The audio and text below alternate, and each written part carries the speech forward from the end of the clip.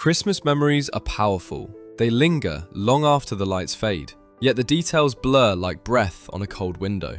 Why do certain Christmas movies stay with us forever? Why do they feel warmer, funnier, or more magical than anything released today? And why, every December, do we instinctively return to the same films, hoping to feel that spark again? But here's a deeper question. Were those Christmas movies truly better, or were we shaped by them in ways we never realised? Modern holiday films often try to be bigger and louder, yet somehow feel emptier. So what did the classics understand? What secret ingredient did they have? And why do they continue to outshine new releases decades later? That's why this isn't just a list, it's a journey. A countdown into the heart of the films that built our childhood winters. Each entry reveals something the modern era quietly lost, and something these old movies still protect. Because somewhere in this list lies the real reason Christmas felt different back then. And once you see it, you might never watch the holidays the same way again. Let's begin. Number 10. Home Alone, 1990.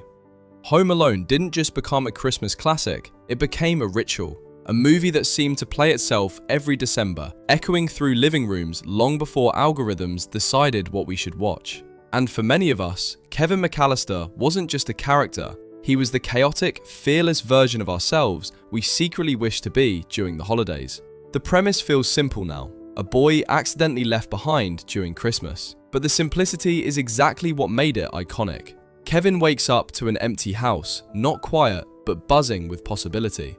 The film captures that childhood fantasy of complete freedom, eating whatever you want, watching whatever you want, and running through the halls like you own the world. Christmas became an adventure, and for 90 minutes, we felt it too. But beneath the slapstick traps and cartoonish criminals is a surprisingly tender core. The movie understands that Christmas loneliness hits harder when you're young. Kevin's rebellion, his courage, even the legendary booby traps, they all orbit one emotion, the longing for family. And the film lets that truth unfold without cynicism. When the snow falls outside and Kevin finally whispers that he misses his mom, it becomes one of the most honest Christmas moments ever put on film. The craftsmanship behind it still holds up. Chris Columbus frames the McAllister house like a glowing childhood memory. Warm lights, deep reds, polished wood, everything oversized in the way holidays feel oversized when you're small. John Williams' score wraps the whole film in a kind of musical nostalgia, the kind that instantly smells like pine trees and cookies. And then there are the wet bandits. Most villains in family movies fade over time, but Harry and Marv remain absurdly unforgettable. Their over-the-top pain, their stubborn determination, their cartoon logic, they became part of the holiday season as much as ornaments and stockings. The fact that they keep coming back for more punishment is almost the film's thesis. Christmas hurts, but it's worth it.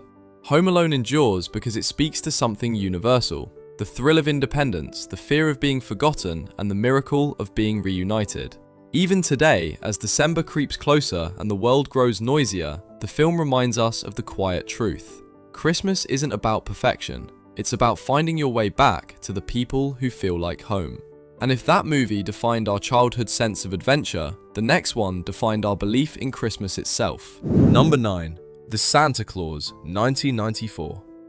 The Santa Claus is one of those Christmas films that didn't just tell a story, it quietly rewired how an entire generation imagined Santa himself. Before CGI took over holiday movies, this one relied on warmth, humor, and a surprisingly emotional core. And somehow, it captured the exact feeling of the 90s, messy families, awkward adults, and a belief that magic could still slip through the cracks. It begins with Scott Calvin, played by Tim Allen at the peak of his comedic charm. He's not a perfect dad, far from it.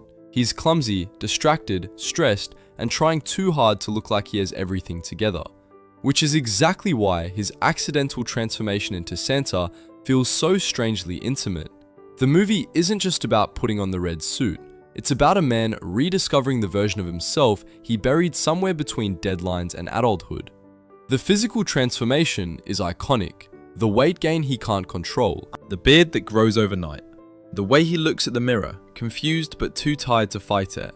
The film handles it with humor, but there's a deeper nostalgia underneath. That moment when adults finally stop resisting magic and let the season reshape them. As children, we laughed. As adults, we understand. The world building is what made the movie timeless. The North Pole in this film doesn't feel plastic or hyper-digital. It feels handcrafted. Glowing lights, oversized gadgets, gears turning softly in the background. The elves speak with a sharp, kid-like wisdom, as if they know more about the human heart than the humans themselves. Every frame feels dipped in warm December light. And then there's the emotional punch. Scott's relationship with his son Charlie gives the film its heartbeat. Their bond grows not through grand gestures, but through quiet moments, shared belief, shared secrets, shared wonder. In a decade where movies often played emotions too big, this one kept them small enough to feel real. Christmas, it says, is built from tiny miracles, not dramatic ones. The Santa Claus endures because it blends humor with sincerity. It reminds us that believing isn't childish, it's courageous, especially when life tries to convince you otherwise. And as the season rolls closer, the film hits that familiar December H, that desire to be better, softer, more present. If this movie helped us believe in the possibility of Christmas, the next one showed us how wild and wonderfully strange that belief could be. Number 8. How the Grinch Stole Christmas, 2000. For many kids who grew up in the early 2000s, Jim Carrey's Grinch wasn't just a character, he was a mood. A chaotic, green embodiment of every December when we felt both excited for Christmas and weirdly overwhelmed by it. This movie didn't play it safe. It turned Whoville into a hyper-saturated dreamscape, full of plastic shine and candy-coated chaos. And somehow, it captured exactly what Christmas felt like when you were little. Loud, bright, and a bit too much, in the best possible way. From the moment the Grinch appears, wrapped in fur and sarcasm, the film signals that it won't be a gentle holiday tale. Carrey's performance is physical comedy at its peak, stretching, twisting, snarling, complaining. Yet beneath the exaggeration is something familiar, that sense of being on the outside looking in. The Grinch isn't evil, he's wounded. And the movie lets us see the heartbreak behind the humor, especially in those flashbacks of his childhood. The loneliness, the mockery, the feeling of not fitting into a world obsessed with cheer. Where most Christmas films keep their world grounded, this one goes fully surreal. Whoville looks like a toy catalog exploded. Every building curves, every color glows. The costumes sparkle with a kind of tacky brilliance only the 2000s could produce. It's chaotic, yes, but that chaos is exactly why the movie aged so well. It's an artifact of its time, a reminder of when practical sets, heavy makeup, and wild creativity ruled the holiday box office. And then there's Cindy Lou Who. Played with a quiet sincerity, she becomes the emotional anchor of the film. Her belief that everyone deserves kindness, including the Grinch, gives the story its heart. Through her, the movie asks a simple question. What if Christmas isn't about the noise, the gifts, or even the traditions? What if it's about reaching out to the people who never learned how to join the celebration? The film's ending, where the Grinch's heart grows 3 sizes, should feel cliché, but instead it works. Maybe because December has a way of softening even the hardest edges. Or maybe because every viewer, at some point, has felt the Grinch inside themselves thaw just a little when the lights turn on and the air smells like pine. This movie didn't just retell a classic story, it redefined it for a new generation. And if Whoville showed us how wild Christmas can look, the next film showed us just how wild it can feel. Number 7. Jingle All the Way, 1996.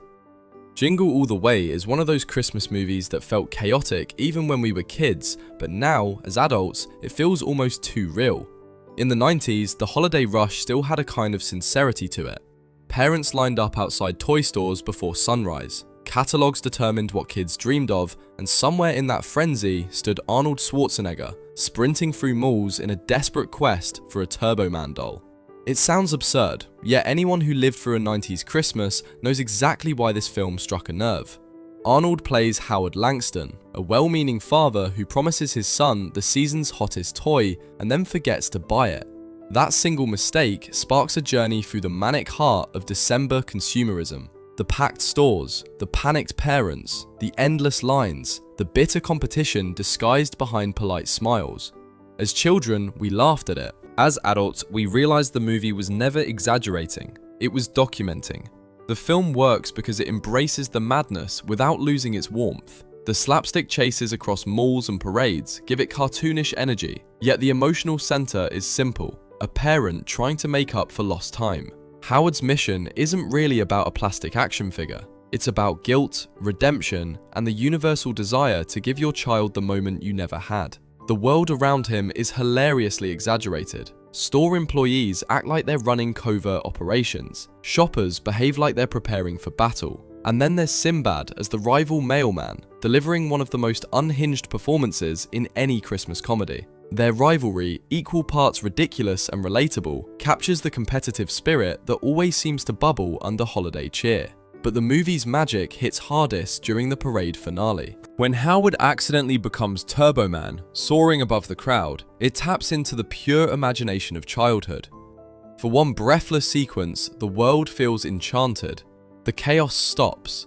A kid looks up and sees his hero, not realizing it's his own father. It's cheesy, yes, but Christmas has always been a little cheesy, and that's why moments like this still work.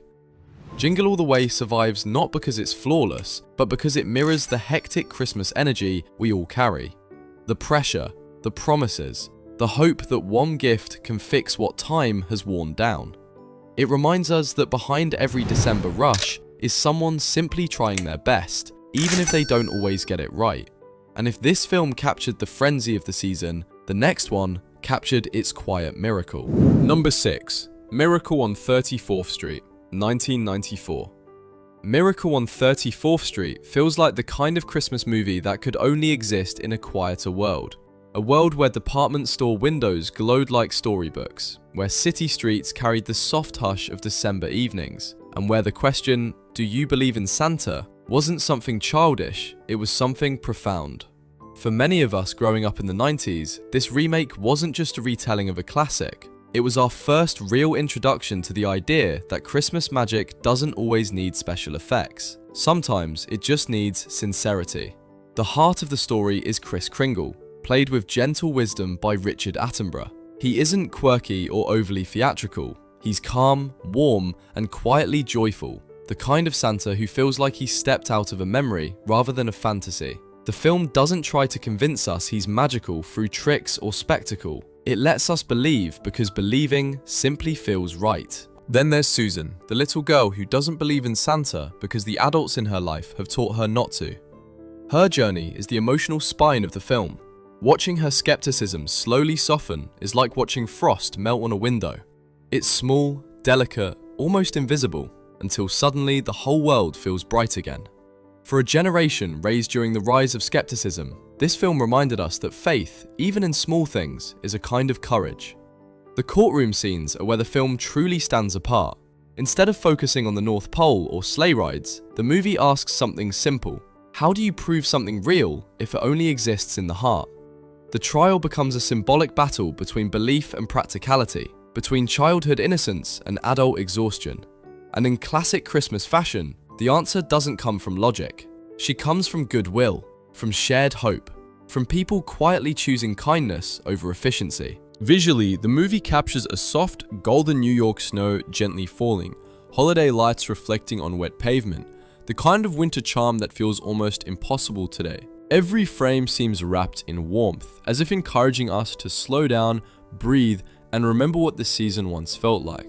Miracle on 34th Street endures because it doesn't chase excitement, it chases sincerity. It whispers instead of shouting. And as Christmas approaches each year, its message grows more relevant. Magic isn't something we wait for, it's something we choose to see. And if this film showed us the quiet beauty of belief, the next one brings us back to the timeless world of handmade wonder. Number 5. Rudolph the Red-Nosed Reindeer, 1964.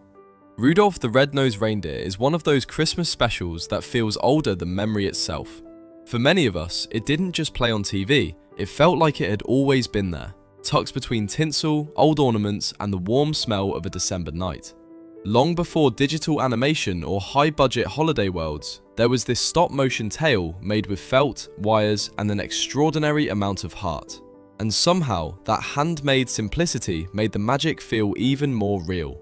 The story is one almost every child learns by instinct. A reindeer born different, teased for the one thing that makes him special, and a journey through icy landscapes to discover his purpose. But rewatching it as adults reveals something deeper.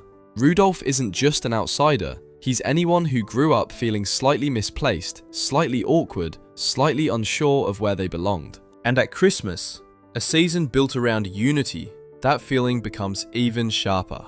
The stop-motion animation, stiff by modern standards, is exactly what gives the film its soul. Figures move with tiny imperfections, shadows shift softly, and every frame looks like it was crafted by hand under a warm lamp. That tactile imperfection makes Whoville's later chaos look artificial. Here, everything feels gentle, honest, like a holiday card come to life. The snow isn't computer generated, it looks like it might melt in your hands. Rudolph's journey takes him across places that feel larger than life. The island of misfit toys, the swirling snowstorms, the vast, lonely Arctic. But the message remains intimate. The characters he meets, Hermie the elf who wants to be a dentist, Yukon Cornelius with dreams bigger than the North Pole, all represent the simple truth that everyone, no matter how strange or mismatched, carries a spark worth celebrating. And then comes the moment that defines the entire story. Santa asking Rudolph to guide the sleigh. It's predictable, of course, but it lands with emotional clarity. His flaw becomes his gift. His fear becomes his purpose. In a world that constantly pushes people to conform, Rudolph offers a quiet reminder that acceptance is the real miracle of Christmas. This special has survived 6 decades because it speaks in a language modern films sometimes forget: tenderness. No spectacle, no noise, just a small glowing light against a cold winter. And every December, when that red nose shines on screen, it feels like a promise that even the gentlest stories can last forever. And if Rudolph captured the handmade wonder of the season, the next entry captured its quiet, melancholic truth. Number 4. A Charlie Brown Christmas, 1965. A Charlie Brown Christmas is the rare holiday special that feels quieter each time you rewatch it, and somehow more powerful. It doesn't dazzle, it doesn't shout, and it certainly doesn't behave like a modern Christmas movie. Instead, it breathes, it pauses, it lets December feel slow, uncertain, and strangely beautiful. And in a world overflowing with noise, that simplicity has become its own kind of miracle. Charlie Brown begins the story feeling what many of us feel as adults: a hollowness beneath the lights, a sense that Christmas has become too commercial, too loud, too shiny. Yet he can't put the feeling into words, he just knows something is missing. As children, we didn't fully understand that sadness. As grown-ups, we feel it more than ever. The animation is minimal, almost fragile. Characters move with small, imperfect gestures. Snow falls in flat, gentle flakes. The world looks hand-drawn, held together by soft lines and quiet colors. Nothing is exaggerated, and that restraint gives every frame emotional weight. There's a purity here, a kind of honesty modern animation rarely attempts. And then there's the music. Vince Guaraldi's jazz score is the soul of the special. The piano lands like soft footprints in fresh snow. Contemplative, slightly melancholic, but undeniably warm. For many people, those first few notes of Linus and Lucy are more nostalgic than any Christmas carol. It's impossible to hear that tune without feeling the room grow softer, the air grow colder, the heart grow a little more open. The iconic moment comes when Charlie Brown chooses the smallest, weakest tree on the lot, a fragile little thing that looks like it's moments away from giving up. But that's the point. He sees worth where others see inconvenience. He sees hope where others see failure. And when the gang finally decorates the tree, transforming it through care instead of spectacle, the message lands. Christmas isn't about grandeur, it's about gentleness. A Charlie Brown Christmas endures because it doesn't try to sell us anything. It offers a quiet truth. December isn't magical by default. It becomes magical when we slow down long enough to notice the people around us, the kindness between moments, the small lights flickering in the dark. As the season approaches, this special reminds us that Christmas can still be simple, and maybe simple is what we've been missing all along. And if this film captured the stillness of the holiday spirit, the next one reignited the childlike wonder that swept an entire generation into the snow. Number 3. The Polar Express, 2004. The Polar Express is the kind of Christmas film that feels less like a movie and more like a dream you once had as a child. A dream so vivid, so strangely peaceful, that part of you still wonders if it really happened. When it premiered in 2004, audiences were fascinated by its motion capture animation, but over time, its real power came not from technology, it came from mood, from atmosphere, from the quiet ache of growing up and trying to hold on to belief before it slips away. It begins with a boy lying awake on Christmas Eve, listening to a world that has lost its magic. No snow globes sparkle, no whisper of sleigh bells, just doubt. And then, in a moment that feels pulled from the deepest nostalgia, a distant rumble breaks the silence. A train, enormous, impossible, glowing, stops in the middle of a suburban street. The Polar Express doesn't arrive with subtlety, it arrives like destiny. What makes the film unforgettable is how it captures the emotional landscape of childhood. The train isn't just transportation, it's a metaphor for crossing the threshold between skepticism and wonder. Every car, every passenger, every strange twist in the journey represents a different part of what we lose and what we try to recover as we grow older.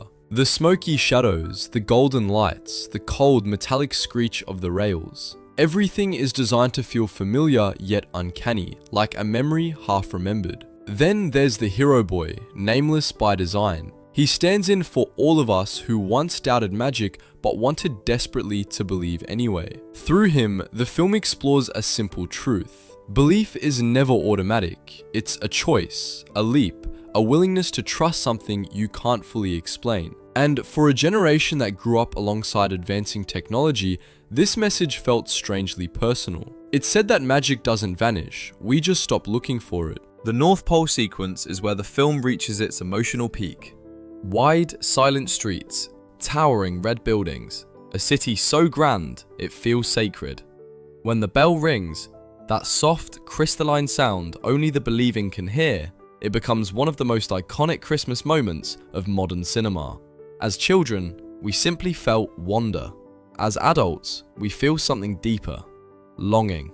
The Polar Express remains a holiday tradition because it understands the bittersweet truth about Christmas. The season changes as we change. Magic fades only to return in unexpected ways through memory, through quiet nights, through a small sound that reminds us of who we used to be. And if the Polar Express rekindled the wonder of belief, the next film defines the pure joy of Christmas itself. Loud, chaotic, irresistible. Number 2. Elf, 2003.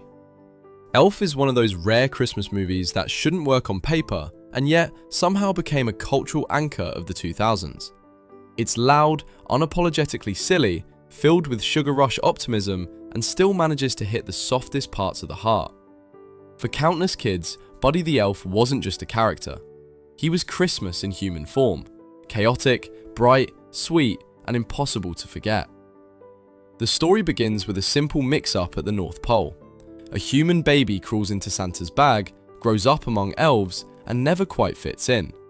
It's a funny setup, but the emotional truth underneath is unmistakable. Elf is a story about belonging. Christmas often heightens that feeling, the comfort of being part of something, or the ache of feeling left out. Buddy's journey captures both with surprising clarity. Will Ferrell's performance is the film's heartbeat. He commits fully to Buddy's innocence, playing him with a sincerity that modern comedies rarely allow. He isn't cynical, he isn't self-aware. He loves syrup, hugs strangers, and treats every mundane thing, revolving doors, escalators, department stores, like a miracle. And in a world increasingly drained of wonder, watching Buddy rediscover joy for the adults around him feels like a small rebellion against cynicism. New York City becomes its own character in the film. The cold sidewalks, towering skyscrapers, packed stores, impatient crowds. It's the opposite of the North Pole, a place too busy, too tired, too jaded for Christmas magic. Yet Buddy moves through it like a spark igniting dry wood. He decorates a department store overnight. He sings loudly in bathrooms. He rebuilds the holiday spirit in a city that forgot it needed one. But beneath the comedy lies a deeper emotional thread, the relationship between Buddy and his estranged father. Walter is everything Buddy isn't.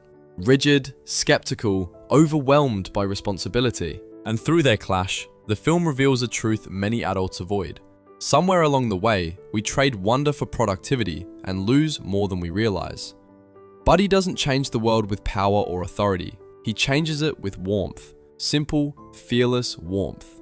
The climax, when the city joins together to restore Santa's sleigh power, lands harder than expected. Not because of spectacle, but because it shows belief as a collective act. A reminder that Christmas spirit isn't an individual emotion, it's something we sustain for one another. Elf became a modern classic because it gave us permission to be joyful again, to laugh without irony, to feel without embarrassment. And as the season approaches each year, Buddy the Elf returns like a burst of childlike light in a world that grows darker too easily. Number 1. It's a Wonderful Life, 1946. It's a Wonderful Life isn't just a Christmas movie, it's the emotional backbone of the holiday season, a film that somehow grows more meaningful the older we get. When it first released in 1946, the world was bruised, tired, trying to remember how to hope again. And perhaps that's why it still resonates. Every December, when the lights dim and the cold air settles in, this story returns like a gentle reminder of why our lives matter, even when we feel too worn out to see it. At its heart is George Bailey, a man who spends his entire life giving pieces of himself away, dreams, opportunities, plans that never quite unfold. He carries the quiet weight of responsibility, shouldering the needs of others long before his own. As children, we saw a man struggling. As adults, we see ourselves, the stalled ambitions, the exhaustion, the moments where life feels smaller than we imagined it would be. The magic of the film is that it doesn't sugarcoat any of this. It allows George to break, to feel invisible, to believe for one devastating night that his life has amounted to nothing. Christmas, in reality, often amplifies these feelings. The pressure, the longing, the sense that everyone else is happier than you. But this is precisely where the film's miracle begins. Enter Clarence, the soft-spoken guardian angel who shows George the world as it would be without him. And this is where the story becomes timeless. It reveals the invisible threads that bind us, the kindnesses we forget we offered, the lives we touched without knowing, the small choices that quietly shaped an entire community. George learns what we all eventually learn. The impact isn't loud, it's cumulative. It's woven through years of unnoticed moments. The snowy streets of Bedford Falls, the warm glow of the Bailey home, the gentle music drifting under each scene. Everything feels like a memory you inherited, even if you weren't there. The black and white frames soften the world, wrapping it in a kind of emotional warmth that colour could never match. Watching it now, in a digital age filled with sharp edges, feels like stepping into a calmer universe, a universe where humanity still feels tender. The ending, when George returns home and the town gathers around him, remains one of the most powerful Christmas moments in cinema. Not because it's triumphant, but because it's communal. It's a reminder that we are carried through life by the people we've loved and the people we've helped without realizing. And when George reads Clarence's note, "No man is a failure who has friends," the message lands with a clarity that never fades. It's a Wonderful Life doesn't dazzle with magic. It reveals that life itself is magic. That every December we are asked, quietly and gently, to look at our own story with softer eyes. This is why it defines Christmas. This is why it defines us. Christmas movies have a way of slipping into our memories and staying there, long after the lights come down and the snow melts away. Maybe it's because they caught us at our most innocent. Maybe it's because they showed us a world where small miracles still mattered. Or maybe it's because, in their own quiet way, they reminded us who we used to be and who we still hope to become. From the wild chaos of Home Alone to the quiet grace of It's a Wonderful Life, these stories shaped our winters, our imaginations, and our sense of what the holidays could be. They aren't just films, they're annual rituals, emotional landmarks, flickering windows into a past that still feels warm. So as Christmas draws near, which of these movies will you revisit first? Let me know in the comments, and let's keep the nostalgia alive.